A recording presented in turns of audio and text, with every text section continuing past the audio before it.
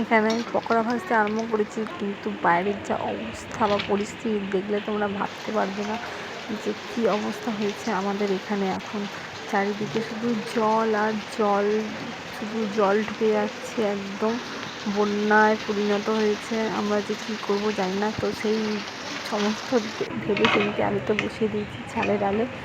এখন মোটামুটি আমার খিচুড়ি প্রায় অর্ধেক রেডি হয়ে গেছে। এরপর এগুলো ভেজে নিয়েছি, ভেজে নিয়ে আমি এখানে ঢেলে দেবো এর মধ্যে, দেখতেই পাচ্ছ তোমরা। আর কিছু মশলা দিয়ে দেবো, ব্যাস তাহলে আমার হয়ে যাবে। এটা ফুটিয়ে নিলে আমার খিচুড়ি রেডি। এই বন্যাকর পরিস্থিতিতে বাড়িতে যা ছিল তাই দিয়ে বানিয়ে ফেলেছি খিচুড়ি।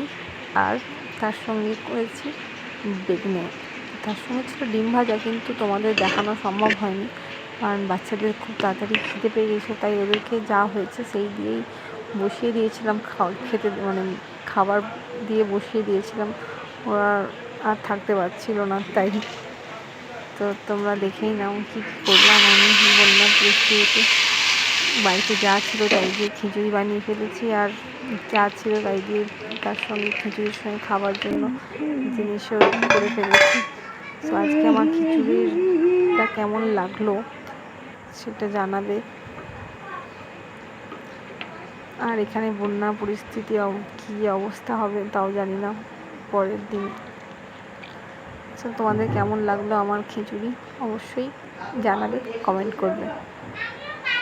আমি পুরো ভিডিওটা দেখাতে পারলাম না খিচুড়ি, তো যেটুকু দেখালাম তোমাদের কেমন লাগলো জানাবে।